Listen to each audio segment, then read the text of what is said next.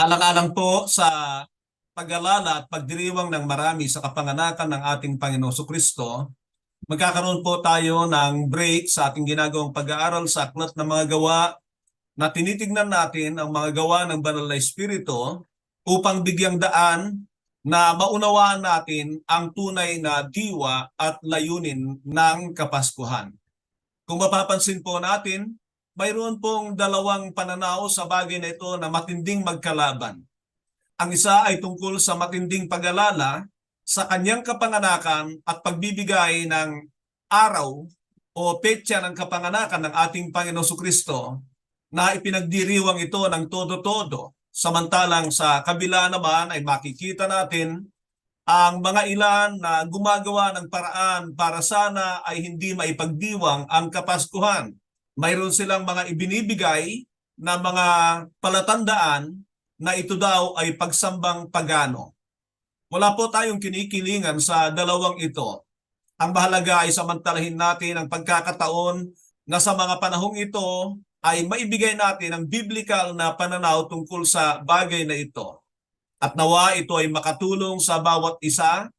At dahil nga sa karamihan ay inaalala ang bagay na ito, hindi sa tayo ay sumasang-ayon sa kanila, kundi sinasamantala natin ang pagkakataon upang tayo ay baka sakaling makatulong sa kanila na makuha talaga ang tunay na diwa ng tinatawag nilang Kapaskuhan o kaya ay kapanganakan ng ating Panginoong Kristo. Kalimitan po ay naririnig ko ang marami na sinasabi na ang pagparito ng anak ng Diyos, ang pagsugo sa kanya ng Ama, ang pinakadakilang regalo ng Diyos para sa sangkatauhan. Alam po ninyo, totoong napakahalaga ng pagparito ng anak ng Diyos. Subalit, hindi natin ito pwedeng ihiwalay sa regalo ng Diyos na banal na Espiritu at ng kanyang salita. Ano po ang ibig ko sabihin dito?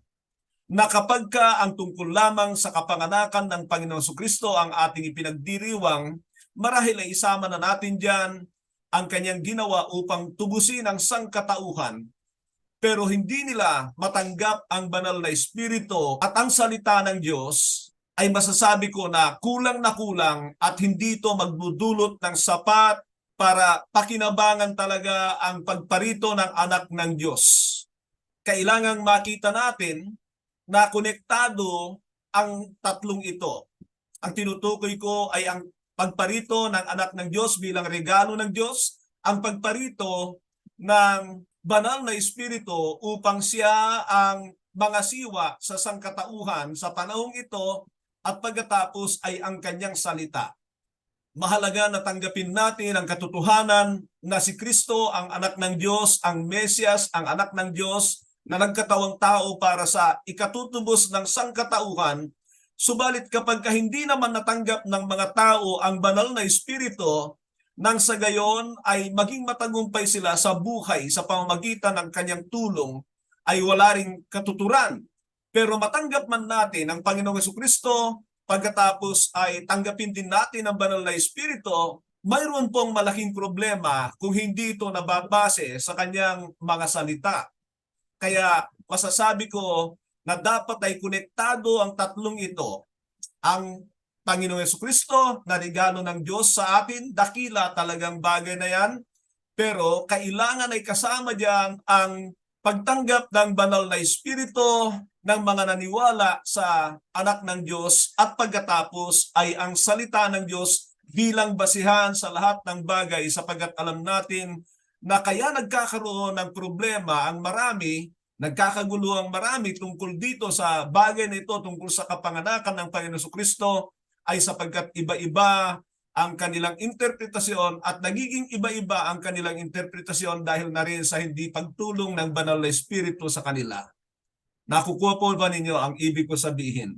Nawa nga po ay hindi lamang ito tungkol sa pagdiriwang sa pagparito ng anak ng Diyos, kundi tungkol din sa pagkakaroon ng banal na Espiritu na nakabase sa kanyang mga salita, nang sa gayon ay magtutulong-tulong ang mga ito para dalhin tayo sa walang hanggang buhay sa piling ng Diyos. At yan naman talaga ang layunin ng pagparito ng anak ng Diyos, upang tayo ay muling maibalik sa piling ng ating Ama na may lalang sa ating lahat. kinakailangan ng tao ang bagay na ito. Kaya't kung kayo ay magdiriwang ng Kapaskuhan sa mga panahong ito, ay tiyakin po ninyo na ang layunin nito ay pangwalang hanggan. Kung ang layunin mo lamang ay pansamantala, sa mga panahong ito, every season, every December ka lang magse-celebrate, ito dumuman ang kagalakan sa panahong yan, makikita nyo na kalaunan ay magiging malungkot pa rin ang tao at higit sa lahat ay kapag siya ay humantong sa kapahamakan, hindi talaga nangyari sa kanya ang tunay na layunin ng Diyos sa pagsugo sa kanyang bugtong na anak dito sa mundong ito. Kaya sa pagkakataong ito ay nais ko pong linawin ang mga bagay na ito. Nais ko po na makinabang kayo sa pagparito talaga ng anak ng Diyos at hindi lamang tayo magsasaya sa tuwina na dumarating ang ganitong kapanahunan, kundi ang pagsasaya natin ay ang dahilan na tayo ay magmamana ng buhay na walang hanggan na siyang nawala sa tao dahil sa ating mga ninunong si Adan at si Eva. Okay po ba sa inyo ang bagay na ito? Nais ba ninyo na talagang makuha ang tunay na diwa at layunin ng pagparito ng anak ng Diyos? Huwag po natin sayangin. Huwag tayong basta-basta na lamang magdiriwang sa ngayon at pagkatapos yung talagang layunin ng Diyos kung bakit niya isinugo ang kanyang bugtong na anak, kung bakit nagkatawang tao ang Diyos ay dahil nais niya na ang kagalakan natin ay pangwalang hanggan. So kunin po ninyo ang inyong mga Biblia sapagkat lahat ng sasabihin ko sa inyo rito, katulad ng nabanggit ko sa inyo, na may tatlong napakahalagang regalo ang Diyos para sa atin. Ang kanyang bugtong na anak, hindi natin maihiwalay sa pagparito ng banal na Espiritu at pagkatapos ay ang kanyang mga salita, hindi natin pwedeng paghiwa-hiwalayin ang mga ito. Baka tayo ay madali ng pandaraya ng kaaway. Alam natin na yan talaga ang layunin ng dyablo at kung wala ang banal na salita ng Diyos o ang Biblia ay walang magiging magandang katuturan o maayos na kapakahulugan ang ating pagdiriwang tungkol sa kapanganakan ng ating Panginoong Jesucristo. Ulitin ko po sa inyo, kunin ninyo ang inyong mga Biblia at sama-sama nating pag-aralan ang mga bagay na ito sa pamamagitan ng pagtuklas ayon na rin sa salita ng Diyos. Huwag tayong sumang-ayon basta-basta sa mga tradisyon na ginagawa ng marami. Katulad ng sabi ko, hangad ng Diyos ay magmana tayo ng kasiyahan sa buhay na walang hanggan sa piling ng Diyos. Basahin ko po sa atin ang bahagi ng isinulat ni San Lucas dito sa Lucas 2:8 hanggang 12. And there were shepherds living out in the fields nearby, keeping watch over the flock at night. Angel of the Lord appeared to them, and the glory of the Lord shone around them, and they were terrified. But the angel said to them, "Do not be afraid. I bring you good news of great joy that will be for all the people. Today, in the town of David, the Savior has been born to you. He is the Christ, the Lord." He is the Christ, the Lord. Ito po yung pagkakataon na ipinapahayag ng anghel ang tungkol sa kapanganakan ng Panginoon Jesucristo sa mga pastol sa kapanahunan yon. Mga Israelita po ito. At makikita natin ang mga ilang katotohanan sa bagay na ito. Unang-una, ang bagay na ito ay naganap bago yung pagdalaw ng mga pantas sa 2 kabanata ng Mateo, sapagkat makikita natin ang sanggol sa panahon na ito ay nandoon pa sa sabsaban. Samantala kung titingnan natin, ang sanggol doon sa aklat ni Mateo ay nasa piling na ng kanyang ina at higit sa lahat ay sa loob na ng bahay. Nais ko po palang ipaalala sa inyo, kung nais po ninyong tignan ang mga ilan sa mga nakasulat tungkol sa kapanganakan ng Panginoon Jesucristo, ay matatagpuan lamang sa aklat ng Mateo, Kabanata 1 at 2, at pagkatapos ay dito sa aklat ni Lucas. Sa aklat ni Marcos ay makikita natin dyan na hindi na siya nagsulat ng tungkol sa kapanganakan ng Panginoon Jesucristo at ganoon din naman sa aklat ni San Juan. Pangalawang katotohanan na makikita natin dito na itong mabuting balita ay ipinapahayag ng anghel, ano ang ibig sabihin nito para sa atin? Ano ang ibig sabihin nito para sa iyo? Ang katotohanan nakikita ko rito ay dahil sa ito ay galing sa langit. Malala niyo ba ang sinabi ng Santiago 1:17 na every good gifts comes from above? Ang ibig sabihin ng Santiago ay kapag ito ay galing sa Diyos ay talagang mabuting balita. It is a perfect gift. At maganda pong makita natin dito na kung talagang perpekto ang regalo ng Diyos na ito para sa atin, ay talagang pahalagahan natin ang bagay na ito. Ang sumunod na sinabi niya rito ay magdadala ito ng malaking kagalakan sa lahat ng tao. Tandaan po ninyo ang katotohanan yan, sapagkat ang magdadala ng malaking kagalakan sa mga tao ay walang iba kundi ang sanggol na ito o ang Panginoong Jesucristo, sapagkat alam na natin na siya ang tinutukoy dito at hindi kung ano pa mang bagay sa mundong ito. It will be a great joy for all men. Isang mahalaga pang bagay na pakatandaan natin dito na ito ay para sa lahat ng tao. Ang tanong, saan ba nababase ang kagalakan mo pagka ganitong mga panahon? Nababase ba ito na naalala mo talaga ang anak ng Diyos, kung ano ang layunin, ano ang dahilan ng kanyang pagparito, o nababase sa mga bagay sa mundong ito?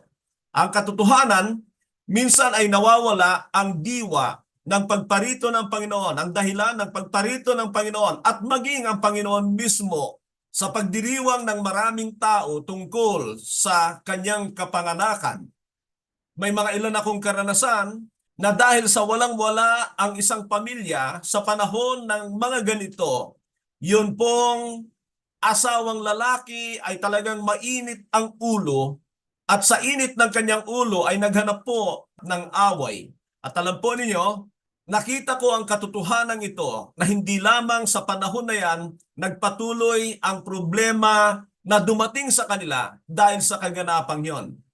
Hindi ko na lamang po i-detalya ang mga kaganapan sapagkat dumating sa punto na ang ama ng tahanang ito ay nakapatay dahil nga sa walang-wala sila sa panahon ng Kapaskuhan. Kaya napakaganda po ng katanungang ito para sa atin. Saan ba nababase ang iyong kagalakan sa panahon ng Kapaskuhan? Nababase sa iyong bonus? Nababase sa iyong bagong damit, bagong sapatos, mga material na bagay na nakamtan mo o natanggap mo sa mga ganitong kapanahunan? Minsan ay sa ating mga bakasyon, minsan sa ating mga paglalakbay at karamihan ay dahil sa mga pagkain. Baka po tanungin ninyo ako na ito ba ay mali? Mga kapatid, mamaya ay makikita nyo ang kasagutan ng katanungang ito. So tinitingnan po natin dito kung ang talagang kagalakan natin ay sa Panginoong Jesucristo at nagdiriwang tayo sa Kanya o talagang nakatuon lamang ito sa mga bagay na material sa mundong ito at nawawala na talaga ang pagkasentro sa ipinadala ng Diyos para maging kagalakan ng sangkatauhan. Alam natin tandaan nyo lagi ang katotohanan ito na mula sa kapanganakan ng Panginoong Jesucristo ay talagang lahat ng pinagdaanan ng Panginoon para lumabas sa mundong ito ay nagkaroon ng matinding struggle. Ayaw na ayaw ni Satanas na lumabas ang anak ng Diyos sa mundong ito sapagkat mayroon po kasing binigkas ang Diyos doon sa Genesis 3:15 na sumpa kay Satanas na ang anak ng babae ang dudurog sa kanyang ulo. Kaya kung titingnan ninyo, mula nung panahon na yan, lahat ng matuwid na ipinapanganak ng babae ay talagang pinepersecute ng dyablo. Ayaw niya na magkaroon ng lalaki na matuwid sa mundong ito. Gagawin niya ang lahat ng kanyang magagawa upang hadlangan ang pagparito ng anak ng Diyos. Ngunit ngayon ay alam na natin na naparito na ang Panginoong Jesucristo, nagdusa na siya, ginawa pa nito ng dyablo, pero pakatandaan natin ang isang katotohanan na ang lahat ng plano ng Diyos ay ginagawa niya ito ng paraan, anumang pasakit ang gagawin ng diablo, kino-convert ito ng Diyos para sa pagpapala sa sangkatauhan katulad ng kamatayan ng Panginoong Kristo. Gusto kong pansinin natin yung salitang mabuting balita para sa lahat ng tao. Kung maingat nating titignan ang bagay na ito, mga kapatid, ay masusuri natin kung totoong mabuting balita ang ating natanggap. Mamaya titingnan po natin ito. Gusto ko munang basahin sa inyo yung isang talata mamaya upang sa ganon ay mapagtagni-tagni natin ang lahat ng ito kung talagang ang ating ibinabahagi o natanggap ay ang mabuting balita mula sa langit.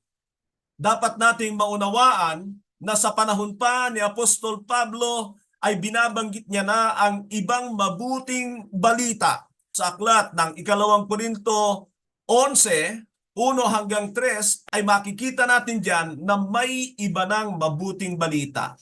Ganon din naman sa aklat ng Galacia 1 ay binanggit ang bagay na yan na kahit anghel pa raw, sabi ni Apostol Pablo, kapag hindi katulad ng unang mabuting balita na ibinahagi sa mga taga-Galacia na ito, ay hindi na nila dapat tanggapin. At ito pa mga kapatid, baka tayo po ay nagdadala na ng ibang mabuting balitang ito na kung saan ay sinasabi ng Biblia na pakasumpain ang sino mang gumagawa ng bagay na ito. Kaya napakahalaga po na maunawaan natin ang katotohanan ito tungkol sa mabuting balita na alam naman natin na tungkol sa Panginoong Jesucristo. Pero katulad ng sabi ko sa inyo, na sa panahon pa lamang ni Apostol Pablo ay mayroon ng ibang mabuting balita, may ibang Jesucristo, ganun din naman na ibang espiritu na daladalang mga mangangaral ng ibang mabuting balita. Suriin natin maigi ang bagay na ito nang sa gayon na hindi tayo maging biktima sapagkat parurusahan ng Diyos ang magdadala ng mga katulad nito. Titingnan po natin ang bagay na yan mamaya. Ilagay natin sa ating mga puso na ang mabuting balita ay dahil mayroong ipinanganak na tagapagligtas, ang Mesyas, na siya dapat kagalakan ng bawat tao na sumasampalataya sa Kanya. At kung titingnan ninyo ay maging ang mga anghel ay pinagdiriwang ang bagay na yan sapagkat kagalakan nila na katuparan ang makita ng sangkatauhan ang kagalakan ng langit. Ang kagalakan ng langit na siyang pumarito. So punta tayo sa aklat ng Mateo 1:21 at nais kong basahin natin ang katotohanan ito. Dito ay may mga nakatala pa rin tungkol sa kapanganakan ng Panginoong Kristo at ang ating babasahin ay magugulat kayo kung ano ang bagay na ito sapagkat ang totoo ay malaki ang ginawa ng talatang ito sa aking buhay. Mateo 1:21. Sinabi po rito, "And she will give birth to a son, and you are to give him the name Jesus because he will save his people from their sin." Ulitin ko po. "And she will give birth to a son, and you are to give him the name Jesus because he will save his people from their sin." Kaya ako pinapapansin sa inyo ito sapagkat malaki ang ginawa nito sa aking buhay. Muli, isipin natin na ang nagbibigay ng mabuting balitang ito kay Jose o ng salitang ito kay Jose ay sa pamamagitan ng panaginip na kailangan niyang ipatupad pagdating ng panganganak ni Maria sa kanyang magiging anak. Minsan pa bahagi ito ng mabuting balita na galing sa langit. Alam niyo po ang katotohanan sa bagay na ito, noong panahon na naunawaan ko ito, mahigit 100 beses ko nang nababasa ang Biblia. Imaginin po ninyo yan. I have read the Bible more than 100 times when I understood this verse. Tandaan po ninyo yan. Baka ngayon ay mabubuksan din ang inyong mga mata sa katotohanan ito. Diyan ay napatunayan ko na dahil sa ating religious paradigm, sa ating denominational paradigm, ay maaaring natatakpan ang ating mga mata sa katotohanan ng Biblia. Pero pinapakiusap ko na tignan po ninyo maigi itong aking sasabihin nang sa gayon ay mabubuksan kayo sa tunay na layunin ng pagparito ng anak ng Diyos. So, ano po ang unawa nyo? Kung kayo po ay bibigyan ko ng pagkakataon na unawain ang talatang ito, ano po ang unawa nyo sa talatang ito? Alam ko na meron kayong makikitang mga katotohanan. Tama po yan. Pero maraming katotohanan dyan. Ulitin natin ang sinabi ganito. She will give birth to a son, and you are to give him the name Jesus, because he will save his people from their sin. Unang-una, nandiyan ang pangalan ng Panginoong Jesucristo at nandun yung salitang save, salvation, kaligtasan. So napakasimple. Alam natin na ang ibig sabihin ng pangalang Jesus, God is our salvation. God is our Savior. Pero kalimitan ay nakakaligtaan natin yung isang salita dyan na napakahalaga. He is our Savior from what? Matagal ko pong tinatanong ang Diyos sapagkat sa aking pagtuturo sa mga ilang grupo ng mga pastor ay laging napupunta ang usapin sa kaligtasan. Nagdidebate ang mga ito sapagkat hindi po ako namimili ng isang grupo lamang. Sino mang nais makinig sa akin ay talagang pinupuntahan ko, lalo't binigyan ako ng Diyos ng pagkakataon na makaharap ang mga pastor na ito sa pamamagitan ng audio Bible. At sa aking pagtuturo sa mga ilang grupo, maging sa training school ng Korean, ay napapansin ko na kahit anong ituro mo sa mga pastor, babalik at babalik sa basic tungkol sa kaligtasan. Meron kasing malaking problema dyan sapagkat alam natin na may mga magkatunggaling paniniwala tungkol sa kaligtasan. Yung once save, always save, o yung eternal security at yung conditional security. Alam ba ninyo ang mga bagay na yan? Now, napansin ko na sa aking mga pagtuturo sa mga pastor na ito, mga leader din naman, ay laging usapin ang tungkol sa kaligtasan kung ano ba ang tama.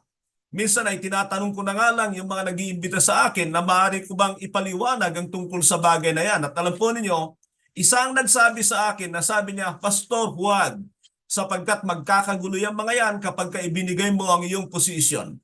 Pero alam po ninyo, hindi talaga maaaring hindi mo ibigay ang posisyon mo, hindi mo paninindigan ang posisyon mo, pero ganun pa man ay hindi naman magiging malinaw ang lahat. Kaya ang ginawa ko mula sa panahon na yan, ay idinadalangin ko sa Panginoon na sinasabi ko sa Kanya, Panginoon, naniniwala ako na ang iyong mga salita ay tama, hindi ito magkakalaban-laban, at nakikita po ninyo ang nangyayari sa mga leader na ito, na sila ay nagdidebate tungkol sa kaligtasan. Hiniling ko po yan sa Panginoon. Hindi ko alam na isang talata lang at itong talatang ito ang tanging kasagutan ng Diyos sa akin na nagbigay ng kalinawan sa lahat. Alam niyo ba kung ano ang ibinigay ng Panginoon sa akin sa talatang ito? Na ang tao pala ay inililigtas ng Diyos sa kasalanan. Tandaan po ninyo yan. Ang pangalang Jesus ay inililigtas tayo ng Diyos sa kasalanan. Karamihan, maging ang aking natutunan sa nakaraan, ay inililigtas ng Diyos ang tao sa kapahamakan. Marami na akong napakinggan tungkol sa bagay na yan, na ang Diyos ay inililigtas ang tao sa kapahamakan. Pero alam po ninyo, kung titingnan niyo maigi dito, ang Diyos ay inililigtas tayo sa kasalanan. Ang kapahamakan o kaligtasan sa kapahamakan ay resulta lamang kung ang tao ay naligtas sa kanyang kasalanan at pagkakasala. Dahil sa talatang ito, at dahil na rin sa ako ay palabasan ng Biblia, nahigop lahat yung mga talata tungkol sa kaligtasan. At sasabihin ko po sa inyo, na yung humigit kumulang 400 na talata tungkol sa kaligtasan, iba-iba ang salitang ginamit. Merong forgiven, kaligtasan po yan, justified, kaligtasan po yan, saved, kaligtasan po yan, will be saved, kaligtasan po yan, being saved, kaligtasan din po yan, lahat ng yan, lahat ng may kaugnayan sa kaligtasan, maging yung sanctification o glorification o redemption, lahat ng yan ay tungkol sa kaligtasan. Dahil dito, sa isang salitang ito, na God is saving us from our sins. Lahat ng yan ay pinaunawa sa akin ng Diyos at nakita ko na wala talagang kontra-kontra sa salita ng Diyos. Binibigyan ko ito ng diin sapagkat alam natin na yan ang problema ng mga Kristiyano. Dapat ba na tayo ay nagdidebate tungkol sa kaligtasan? Dapat ba na i-insist natin ang ating pananaw? Of course, kung yan ay totoo. Pero panahon na siguro para tingnan natin ang pananaw ng iba. Bakit ba itong isang ito, ganito ang kanyang pananaw na hindi mawawala ang kaligtasan? Bakit itang isang ito ay nawawala para sa kanyang kaligtasan? Sino ba ang totoo? Isa lang ang totoo, ang salita ng Diyos. Pero huwag kang mamili, huwag kang maging choosy sa salita ng Diyos dahil walang kontra-kontra dyan. Ang banal na espiritu ay hindi katulad nating mga tao na salisaliwa ang isip. Perpekto ang kaisipan ng Diyos, perpekto ang kaisipan ng banal na espiritu pagdating sa kaligtasan. So panahon na pag-aralan nyo muli at sasabihin nyo yung katulad ng sinabi ko na pinaniwalaan ko muna na ang salita ng Diyos ay hindi kontra-kontra at ang aming unawa ang siyang mali tungkol sa kaligtasan. So mula ngayon ay ikintal ninyo sa inyong isipan because this is the key. Susi ito para maunawaan nyo ang tungkol sa kaligtasan. Kung nais nyong mag-aral, pero marami kasi, yun na lang kung ano yung kinagisnan, kung ano yung nalalaman, kung ano yung madali para sa kanya. Natural ng tao yan. Pero tandaan ninyo, ang diablo, lalo na rito sa kaligtasan, yan ang talagang pinaka-target niya. Pinaka-target yan ng diablo. Binibigyan ko ito ng diin mga kapatid sapagkat gusto ko na bawat tagapagturo na katulad ko ay mag-evaluate. Natipunin nyo ang mga talatang ito, i-categorize ninyo, tingnan ninyo kung talagang ganito ba ang kaligtasan. Huwag muna tayo doon sa ating denominasyon. Huwag muna tayong manindigan para sa Arianism o Calvinist. Yan kasi yung dalawang magkalaban. Doon muna tayo sa pananaw ng Diyos na nandito sa kanyang salita. At kung ano ang hindi tutugma sa kanyang salita, itapon natin dahil kasangkapan niya ng diablo. Kung tayo ay yayakapin ang anumang bagay na kakontra sa salita ng Diyos. So i-reconcile natin yan. Pero ngayon ay nakikita na natin that God is saving us from our sins. That God is saving us from our sins. Yan ang diwa ng Pasko. Yan ang diwa ng pagparito ng anak ng Diyos. Yan ang purpose ng Diyos for sending His Son on the planet Earth. Ngayon, kung magdiriwang tayo ng Pasko, at magpakasaya tungkol sa ginawa ng Diyos na ito, siguraduhin natin na naganap sa atin ang sinabi ng Diyos. At tandaan ninyo, ang kaligtasan sa kasalanan, kung titingnan ninyo ang Biblia, ay meron pong tatlong kapanahunan. Halimbawa, yung tayo ay pinatawad sa ating mga kasalanan, we are saved from the penalty of our past sins. Sa mga nakaraan yon. Kaya makikita nyo sa Biblia na tayo ay pinapamuhay ng tama para hindi na sana tayo magkasala ulit. Ipinagkaloob sa atin ang banal na Espiritu ng Diyos, yun yung sinasabi ko kanina, para bigyan tayo ng kapangyarihan para hindi sana magkasala. At paano natin malalaman na tayo ay nagkakasala o hindi? Sa pamamagitan ng salita ng Diyos. Kaya yung sabi ko sa inyo, it's not only Jesus Christ, the gift of God to humanity. It is also the Holy Spirit. Accepting Jesus Christ without the Holy Spirit is a mess. It is a disaster because you cannot be saved by the next stage of salvation, and that is sanctification. God is saving us from the power of sin. At hindi natin pwedeng sabihin tao lang sapagkat katulad ni Kristo ay nagkatawang tao na kailangan ipagkaloob sa Kanya ang banal na Espiritu, ganyan din ang ginawa sa atin ng ating Amang nasa langit. Si Kristo na anak ng Diyos ay naging panganay natin para maging modelo natin sa buhay na ito. And so, we as humans bestowed with the Holy Spirit so that we will have the power against sin. Yan ang sabi ng Hebrews 10:29. that the Holy Spirit is the Spirit of grace. At ang grace dyan, mga kapatid, He enables us to overcome our sinning. He enables us against temptation. The Holy Spirit will enable us to discover things of God in His Word. He will be giving us revelational knowledge, understanding of the Scriptures. Tingnan niyo po itong mga sinasabi ko. Hindi po ito sasalo sa Biblia. Lahat ng ito ay nandiyan lamang sa salita ng Diyos. Yun ay kung nagbabasa kayo talaga ng Biblia, sasabihin ko po sa inyo na kaya lamang naganap ang bagay na ito sa akin, hindi dahil nakakahigit ako sa inyo, ako'y malinis, kundi nagpupursige po ako na maghanap ng katotohanan. Dahil sabi ko nga noon, galing na ako sa mali, tapos pupunta na naman ako sa mali, ang tagal din bago ipinagkaloob ng Diyos ang bagay na ito sa akin. That God is saving us from sin through Jesus Christ. Siya lang ang makakagawa niyan. He is from heaven. Kaya tandaan ninyo ito. Anumang bagay na galing sa lupa, hindi kanya maliligtas. Ang ibig ko sabihin, katulad ng denominasyon, ng sekta, ng relihiyon, ng grupo, not even church, not even church, not even church cannot save you. Gusto ko bigyan ng pansin ang bagay na yan. Sapagkat ang daming nagtuturo na sasabihin nila, ang aming iglesia lang ang totoo. Naku, maniwala kayo, mga sinungaling yan, kasangkapan yan ng dyablo. Pakinggan nyo ito. Yung kausap ko na huli, sabi ko sa kanya, okay, sabihin natin, iglesia ng Diyos lang ang tanging tama. Now, tanungin kita, iglesia ba ng Diyos yung nasa Revelation chapter 2 and chapter 3? Hindi mo may tatanggi. Those are the 7 churches of God. Yung Ephesus, Smyrna, Philadelphia, Sardis, Pergamum, at Laodicea, at meron pang isa.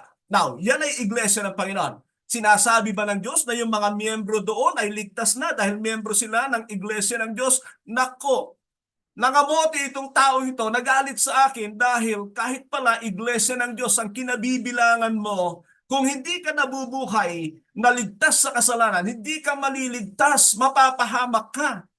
Nanggagalaiti po siya sa akin. Kaya tandaan ninyo, itong mga bagay na ito, mga kapatid, ay kasinungalingan mula sa dyablo. Kailangan tayo ay maligtas sa kasalanan sa 3 bahagdan. Patatawarin tayo ng Diyos sa lahat ng ating mga kasalanan sa pamamagitan ng pananampalataya kay Kristo. Ang pananampalatayang yan ay laging kakambal ang pagsisisi at pagpapabautismo, pero higit sa lahat, pag ikaw ay tinanggap ng Diyos, ibibigay niya ang kanyang banal na Espiritu sa iyo bilang selyo na ikaw ay kanya.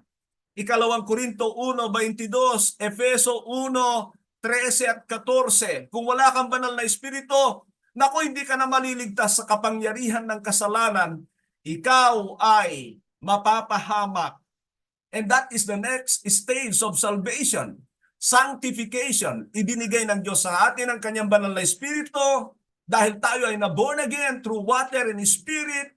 Water means baptism, Holy Spirit, yung Spirit sa John chapter 3 verse 5 para masabi natin tayo ipinanganak ng Diyos. Now, kahit pa tayo ay na-born again, kung hindi tayo nag-aaral ng salita ng Diyos, hindi tayo nagbibigay ng panahon para turuan ng banal na Espiritu at maunawaan ang salita ng Diyos na ito. That is the work of the Holy Spirit. You cannot understand the Bible by your own, but you need to give time in studying. Hindi yan gagawin ng banal na Espiritu sa iyo. Ang naging problema ng mundong ito ay ginawa nilang madali ang kaligtasan. Yan ay pandarayan ng dyablo, mga kapatid, mga kaibigan. Hindi ko alam kung malinaw sa inyong kaisipan ang aking mga sinasabi. I know this is a little bit complex from many because they do not know the entirety of the Bible.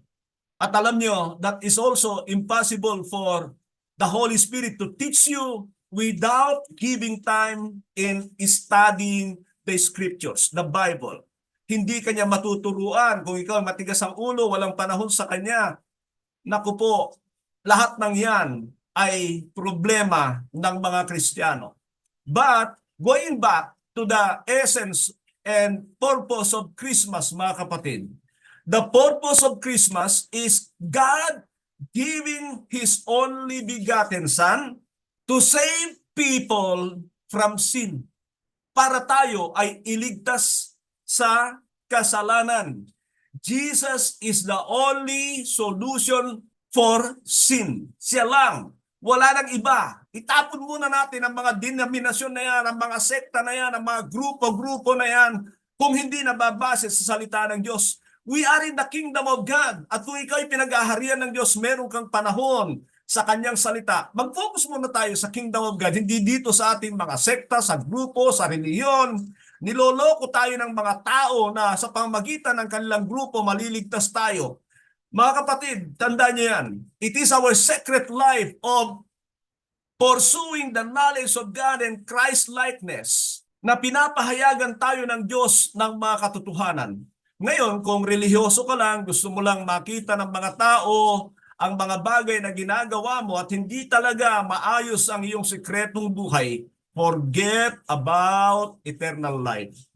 The new covenant is all about secret life. Your secret life in Christ, in God. Yung siya lang ang nakakakita na ikaw ay nagpupursige na labanan ang kapangyarihan ng kasalanan. Okay, sabihin na natin, we were saved, na ang ibig sabihin ay pinatawad tayo ng Diyos sa lahat ng ating mga naging kasalanan sa nakaraan. Okay, tanggapin natin yan. But now, hindi pa tapos ang labanan. Ipinapakita sa atin na kaya ibinigay ng Diyos ang kanyang banal na espiritu at salita ay upang una maging pamantayan natin ang salita ng Diyos habang tayo ay tinuturuan ng banal na espiritu, hindi tayo maliligaw. Sa pamamagitan niyan, gusto kong maunawaan ninyo, for you to be able to overcome the power of sin, kailangan ang pursuit mo ay Christ-likeness. Christ-likeness. Maging katulad ni Kristo. Meron po akong 12 video tungkol sa in pursuit of Christ-likeness. Doon po sa mga nagsasalita ng Christ-likeness, Christ-likeness, pag hindi kayo na born again ng tama, hindi yan mangyayari. Magiging deception yan. Magiging pandaraya yan ng dyablo sa inyo at sa inyong mga miyembro. Ilagay nyo sa tamang pundasyon na yung kapanganakan muli ay tama dahil ang sikreto roon ay yung ibibigay ng Diyos ang Espiritu para tulungan tayo sa pursuit natin sa Christ-likeness. You cannot do anything of your own to please God, to be acceptable to God. It is the Holy Spirit, the Spirit of grace, that will help us. Pero mukhang nawawala ako doon sa layunin na nais kong ipakita sa inyo na ang tunay na Kapaskuhan ay kailangang mahahango tayo sa kasalanan. Because Christ did not only came to forgive our sins, but also to give us freedom from sinning.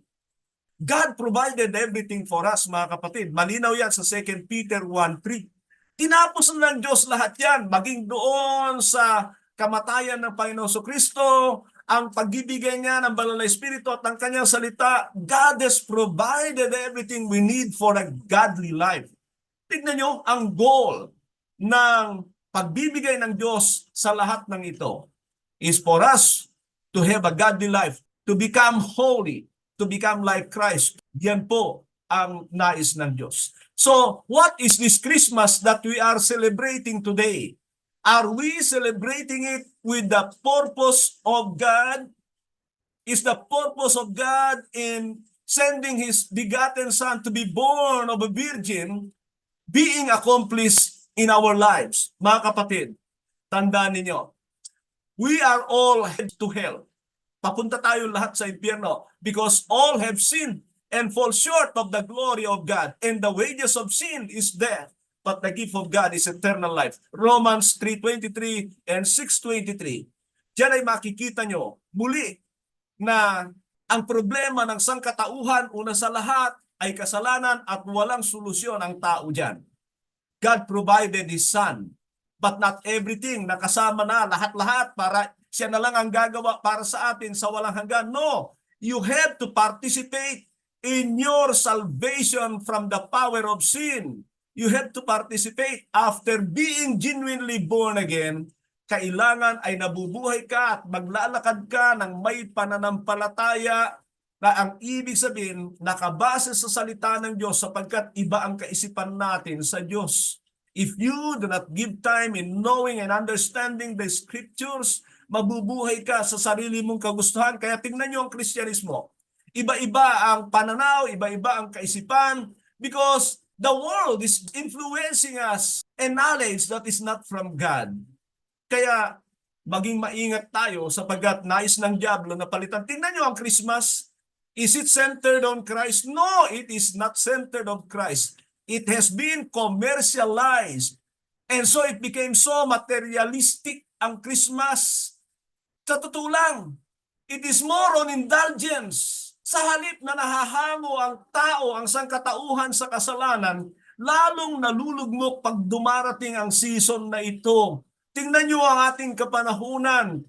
Talagang nandyan ang pagkamakamundo, nandyan ang pagkamakalaman, nandyan ang lahat-lahat ng dinivise ng diablo para lalo tayong mapalayo sa Diyos. Is this the reason why Christ came? Is this the purpose of Christ's birth? Mga kapatid, hindi na po. Hindi na, malayong-malayo na. Kung hindi tayo gigising, we will wake up in hell one day. Remember this. When you believe in Christ, God forgave you of all your sins, but He wanted you to walk with the Holy Spirit. Nababasa ba sa Biblia itong aking sinasabi? Of course, yes. And when you walk with the Holy Spirit, it should be in accordance with His Word. Pero gusto kong makita ninyo na it's not only forgiving us of our sin, but it should be that we have freedom from sin. Because he who the Son sets free is free indeed. Malaya ka na ba sa kasalanan? So hindi lang yung kapatawaran, kundi ikaw ay nagpupursige na maging malaya sa kasalanan. Yan ang nais ng Diyos sa atin. Saan ba mababasa yan? John 8:36. Nais ng Diyos na malaya ka sa kasalanan. Hindi lang yung pinatawad ka sa kasalanan. Yan yung mga tinatawag ko na pananaw ng tao na madali. Mahirap maligtas. Tandaan niyo yan. Sabi ng Panginoon yan, huwag kayong umasa sa madaling kaligtasan. Nakala mo nagpapakasaya ka ngayon pagkatapos ay magmamana ka ng buhay na walang hanggan. Lahat ng pinagdaanan ng Panginoon, ng siya'y pumarito, ay talagang nagsasakripisyo. And anyone who is called by God and who wanted to follow Christ will live in sacrificial. It is not indulgence na katulad ng ginagawa ng ating kapanahunan. They indulge in sin. So lalong napapalayo kay Kristo, sa Diyos, ang tao sa halip na yung pagdiriwang sa Christmas na ito ay nakasentro kay Kristo na ang ibig sabihin ay lalo tayong lumalaya at lumalaya at lumalaya sa kasalanan. Kaya ang tanong ko sa iyo, totoo bang lumalaya ka sa kasalanan o patuloy kang inilulugmok ng kasalanan? In Christ, there is freedom. In the Holy Spirit, there is freedom from sin. Yan ang ibig sabihin nan. It is not freedom to indulge in sin. Kaya ako sinasabi ang mga bagay na ito because sinabi na ng Panginoon ito na maraming magugulat pagdating ng araw. It's not easy to be saved, mga kapatid. Our salvation is accredited to God because He did everything for us but will not do everything for us. Dalawang bagay na magkaiba yan. Ginawa ng Diyos ang para sa ating kaligtasan, wala tayong naiambag dyan. Pero kailangan tayo ay mabuhay sa pananampalataya na ang ibig sabihin ay nagpupursige na lumaya sa kasalanan. Ito ng Diyos dahil nakita niya, katulad ng sabi ko kanina, na lahat ay papunta sa impyerno. God is so good. Isang bagay pa na nais kong maunawaan ninyo, sa Matthew 25:41, ginawa ang impyerno para sa mga anghel na nagrebelde sa Diyos. Tandaan niyo yan, para sa mga demonyo at kay Satanas ang impyerno. It's not for human. God never intended human to go to hell. Pero pwede mong piliin yan if you indulge today in sin. Kung paano pinalayas ng Diyos ang mga demonyo sa langit at sila ibupulid sa lawa ng naglalagablab na supre, at kung mabubuhay ka na katulad nila, hindi mangingimi ang Diyos na ikaw ay ipadala doon. Tandaan mo, nilalang ka ng Diyos mula sa alabok para matuto kang magpakumbaba.